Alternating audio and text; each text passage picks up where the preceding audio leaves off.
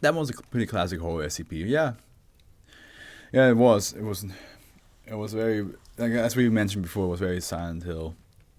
You got this. Thank you. We're reading Cardboard Cutout Dog. Cardboard Cutout Dog. It is a. It's the fourth. No, it's the third save out of 4.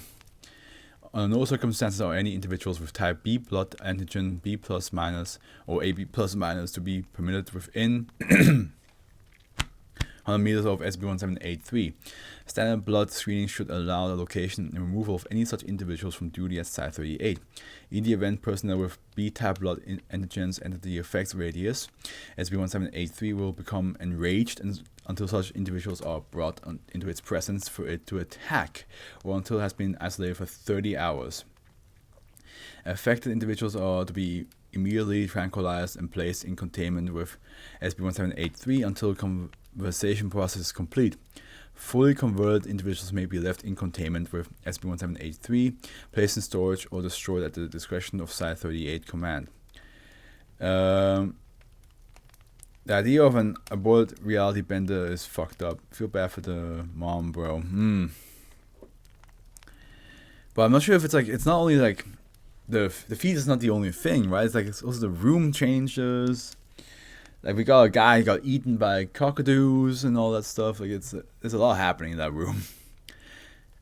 It's like every time you enter the room, something else is different, which is very PT. Like, you're doing loops, but every time you do a loop, something's off.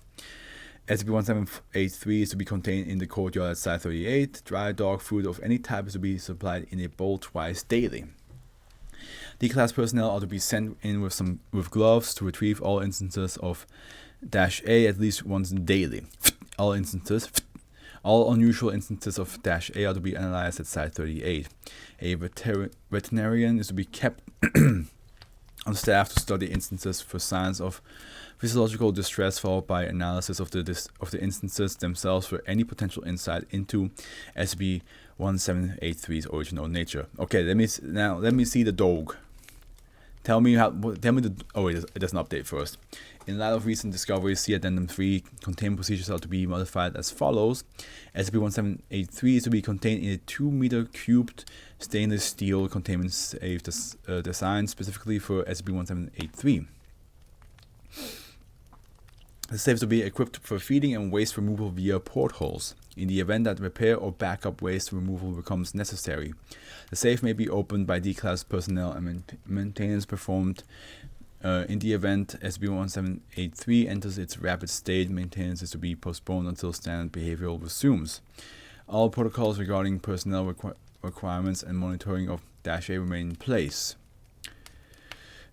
SCP-1783 is an entity resembling a specimen of Canis familiaris, specifically a fawn pug, standing approximately 70 centimeters in height, composed entirely of cut-out segments of cardboard.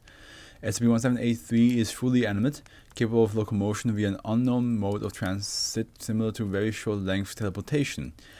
Researchers have compared the appearance of SCP-1783's movements to that of stop-motion animation. These motions are limited to A. Instantaneously shifting from a lying or sitting down posture to a standing position and vice versa, or B. Instantaneously shifting 1 to 3 centimeters at a time in the direction of its orientation, with frequency of shifts increasing during running states, and C. Small shifts of SCP-1783's head back and forth depending on its mood. I love how Open Your Heart is playing right now as a song, because it's such a rock / metal song while we're talking about a cardboard dog.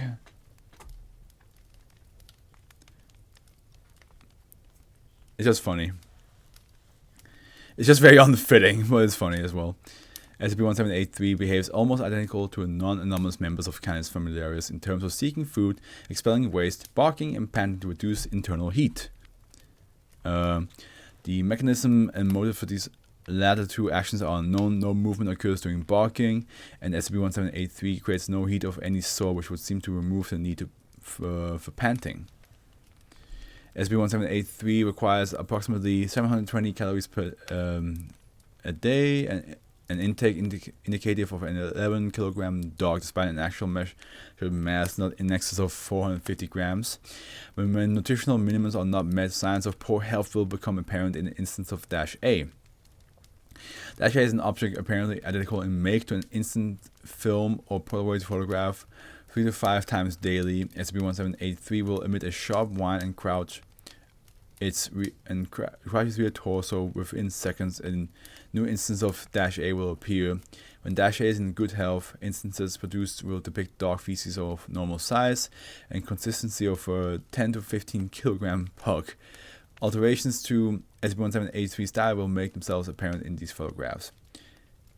Well, cardboard boxes sometimes have metal things in them. Oh, that was a big stretch, dude. I know what you're talking about. Some of them do, but that's a very big stretch to connect Open Your Heart from Sonic with a cardboard pug.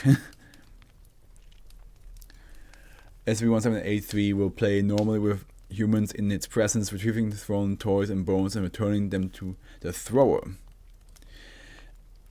SCP-1783 is capable of approaching objects, moving its head to make contact with the object, and lifting it via unknown means before returning it to the thrower. This mechanism is not fully understood. SCP-1783 likewise has normal canine reactions to other dogs: curiosity, playfulness, and cats, anger, aggression. However, all non-primate mammals demonstrate intense fear of SCP-1783, whining and attempting to escape its presence. This is believed to be connected to SCP-1783's appearance and movement being similar to the conventional dog, but without producing any scent. And also just looking weird. Addendum 1. SCP-1783 was brought to the Foundation attention during an apparent attack against Foundation Site-38 on the 2nd, 1999. 4 individuals identified as having some association with Group of Interest Sigma-5, Serpent's Hand, penetrated the perimeter of Site-38, entered the building in force, carrying a small container, surrendered the container to Foundation security forces, and promptly committed suicide via cyanide ingestion. Damn. The container held SCP-1783 and a note purportedly written by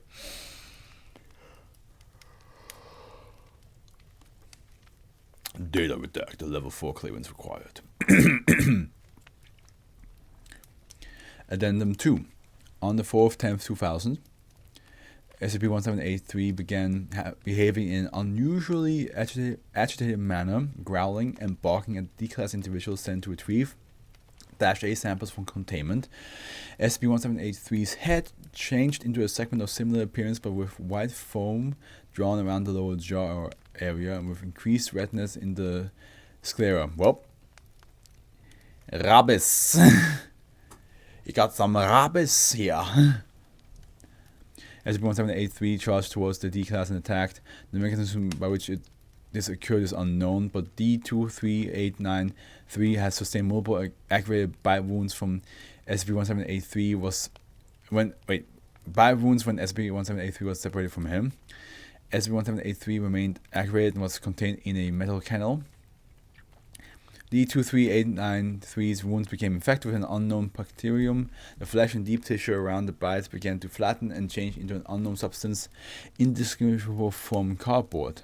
No antibiotic treatment proved effective in halting or slowing the infection, and its spread was too rapid to allow for amputation. D-23893 was ultimately converted completely into an inanimate, two-dimensional cardboard cutout of himself, complete with cardboard crosspiece for supporting him upright.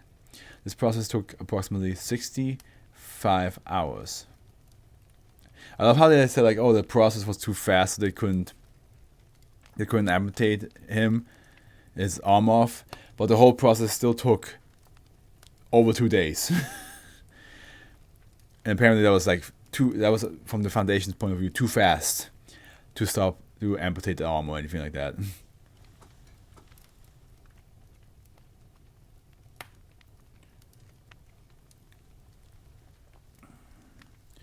When introduced into containment, SCP-1783 barked and attempted to play with the cardboard cutout of D3, and 893, then emitted a whining sound and walked away. Over the next several hours, SCP-1783 periodically looked at D23893 as though listening, whined, and walked away again.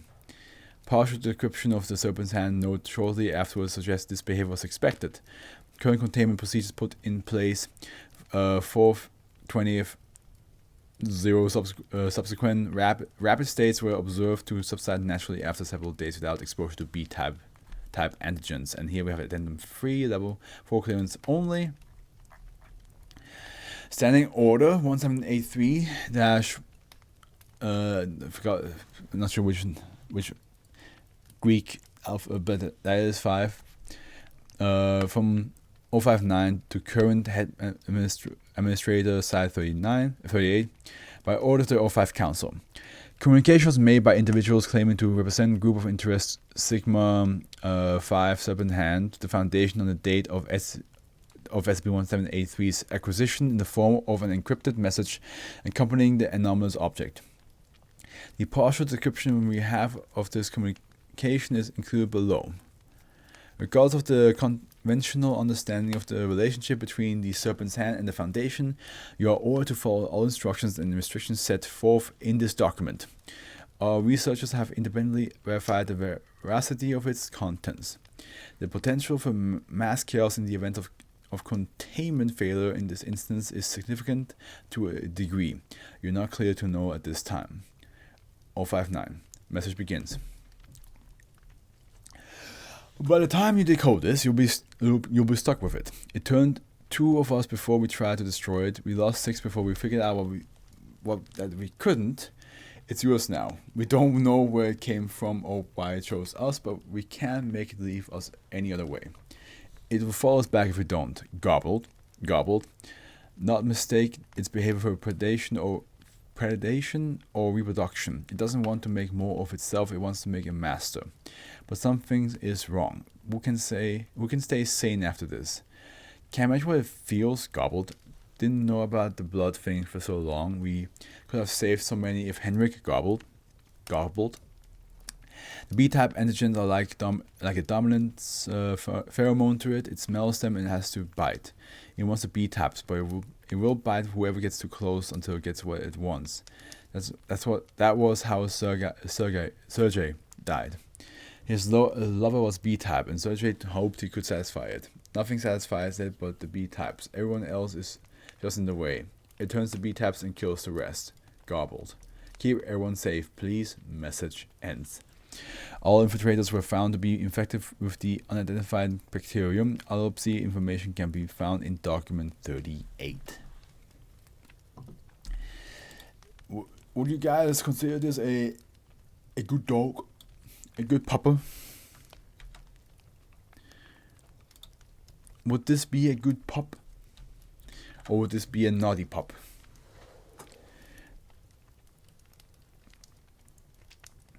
Does it need more discipline? Or is it perfect the way it is? It's like between a naughty and good pup. Yeah, it is very between, isn't it?